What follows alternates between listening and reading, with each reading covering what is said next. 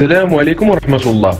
عدد جديد من فقرة جورنال فير وآخر الأخبار الرجوية لهذا اليوم.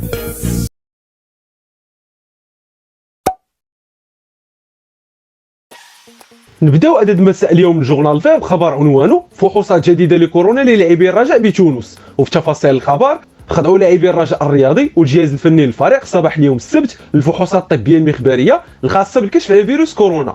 وكتجي هذه الفحوصات تنفيذا للبروتوكول الصحي المعمول به في مسابقه كاس الكاف، اذ كتفرض اللجنه الطبيه التابعه للكونفدراليه الافريقيه على الانديه المشاركه في المسابقات القاريه اجراء المسحه الطبيه الخاصه بفيروس كورونا قبل كل مواجهه. ومنتظر باش يتوصلوا لاعبي فريق الرجاء الرياضي والاطقم التقنيه للفريق بنتائج الفحوصات غدا الاحد.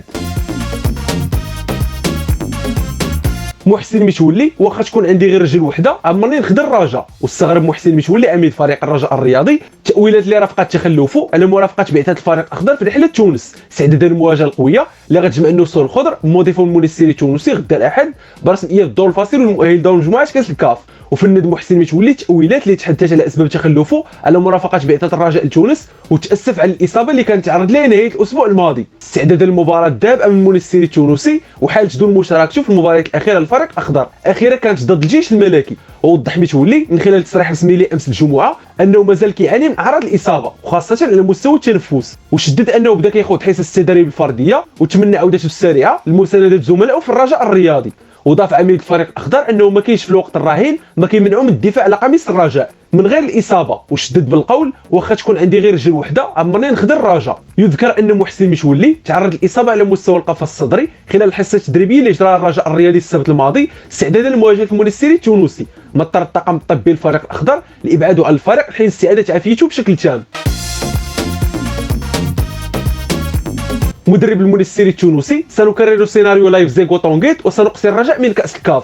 واقر سعد جرده الشابي مدرب الاتحاد المونستيري التونسي بصعوبه المباراه اللي غتجمعوا فريق الرجاء الرياضي لحساب اياب ما قبل مجموعه كاس الكاف. وقال سعد الشابي في تصريحات اذاعيه امس الجمعه ان لاعبيه كيعرفوا باللي غيلاقيو الرجاء الكبير بالقابه، خاصه انه سبق ليه الفوز بثلاث القاب دوري ابطال افريقيا وكاس الكونفدراليه مرتين والسوبر الافريقي كذلك جوج مرات. واكد انه كيعرف جيدا باللي قوه الرجاء في الهجمات المرتده وانتقال الكره باتقان وسرعه في الثلث الاخير من الملعب. وشدد مدرب المونستيري التونسي في تصريح ذاته ان مباراه الاياب امام الرجاء الرياضي غتكون اصعب من مباراه الذهاب، خاصه وان الفريق الاخضر كيلعب بشكل افضل خارج قواعده، اضافه لان مدربه كون فكره على الفريق التونسي بعد ما كان كيجري عليه الكثير قبل المباراه اللي جمعتهم السبت الماضي. ونبه لسعد الشابي لضروره اخذ لاعبي الحيطه والحذر خلال ضربات الزاويه والكره الثابته للمونستيري، وشدد ان لاعبي الرجاء ما كيبعدوش الكره الثانيه بعشوائيه مثل ما كان عليه الامر في الدوري التونسي، بل كيعيد بناء الهجمه اللي كتنطلق اساسا من حارس انس الزنيتي. وانتقد مدرب المونستيري التونسي استصغار الرجاء الفريق قبل مباراه الذهاب الاسبوع الماضي وقال ما توقعش الرجاء المستوى اللي ظهروا به لاعبينا في مباراه الذهاب اذ كانوا كيتوقعوا اننا غنرجعوا للخلف وغنخوضوا مواجهه الاياب بوجه اخر وغنحاولوا تكرار ما فعلوا لايبزيغ الالماني في دوري ابطال اوروبا وغنخرجوا الرجاء من كاس الكاف مثل ما خرجوا فريق طونغيت السنغالي من دوري ابطال افريقيا. الرجاء الرياضي يحقق في واقعة ضياع جواز السفر حارسي بوعميره. وقرر المكتب المسير لفريق الرجاء الرياضي تحقيق في واقعة ضياع جواز السفر محمد بوعميره الحارس الثاني للفريق الاخضر، الامر اللي حرمه من مرافقه النسور لتونس للمشاركه في مباراه امام المونستيري التونسي غدا الاحد.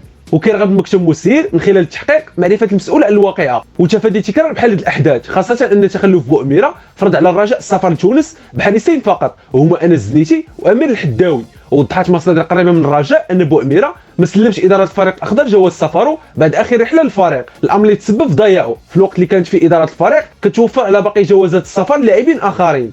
وسبق الفريق الرجاء انه شاد سيناريو مماثل لضياع جواز السفر حارسه الرسمي السابق خالد العسكري في احدى الرحلات الجويه للفريق، يتفاجئ الحارس الرجاوي بضياع جواز سفره بايطاليا، الامر اللي حدث ارتباك داخل بعثه الفريق.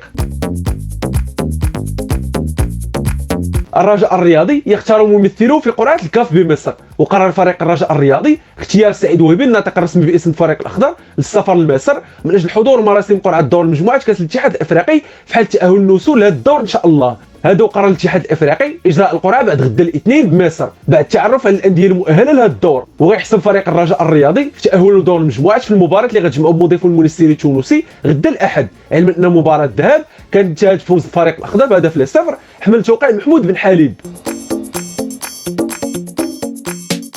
معطيات جديده تقرب ابعاد محفوظ عن محيط الوزيس، وكيتواصل توتر العلاقه بين انيس محفوظ الكاتب العام لفريق الرجاء الرياضي ورئيس اللجنه القانونيه للفريق بمجموعه من اعضاء المكتب المسير الرجاء واللي كيرأسو رشيد الاندلسي. وفي هذا الصدد افادت مجموعه من المصادر القريبه من محيط الفريق الاخضر ان انيس محفوظ بات قريب من مغادره اسوار الوزيس لعده اسباب، ابرزها عدم قيد الكل يوسف بكاري وانس جبرون في لوائح الفريق ما تسبب في رحيله في الميركاتو الشتوي الماضي في صفقات انتقال حر. وتابعت المصادر المذكوره ان رحيل البكاري اثار حافظه الاطار الوطني جمال السلامي واللي كان كيطالب باعاره لاعب لاحدى الانديه بهدف اكتساب تنافسيه اكبر فوق الاعتماد عليه في قادم الايام.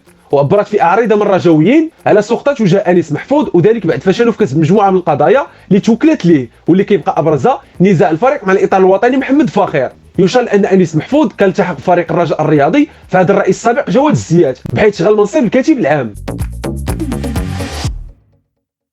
من جديد صراع الوكلاء قد يأسف مستقبل الزنيتي في الرجاء، وكيسعى المكتب المسير لفريق الرجاء الرياضي بقياده رشيد الاندلسي للظفر بتجديد عقد الحارس انس الزنيتي اللي غينتهي عقده رفقه الفريق الاخضر مثل الموسم الرياضي الحالي. وذكرت مصادر قريبه من محيط فريق الرجاء الرياضي ان مكتب الفريق كيصطدم بعائق كبير كيتلخص في كون وكيل الحارس الرجاوي ماشي على توافق في الفتره الاخيره مع اداره الفريق، سيما بعد الطريقه اللي رحل بها اللاعب انس جبرون في الميركاتو الشتوي الماضي. وكيعاني فريق الرجاء الرياضي من صراع كبير بين وكلاء اللاعبين، خصوصا بين وكيلين، احدهم هو وكيل المدرب جمال السلامي والمكعازي والسعداوي واخرين، والاخر هو وكيل الحفيظي وجبيرو انس الزنيتي. يشار ان الحارس انس الزنيتي كيتعتبر واحد من ركائز فريق الرجاء الرياضي في الظرفيه الحاليه بحيث ساعد الفريق على التتويج بمجموعه من الالقاب الوطنيه والقاريه. كان هذا اخر خبر رجاوي في عدد اليوم من جورنال فير، في امان الله ونتلاقاو في اخبار رجاوي جديده ان شاء الله.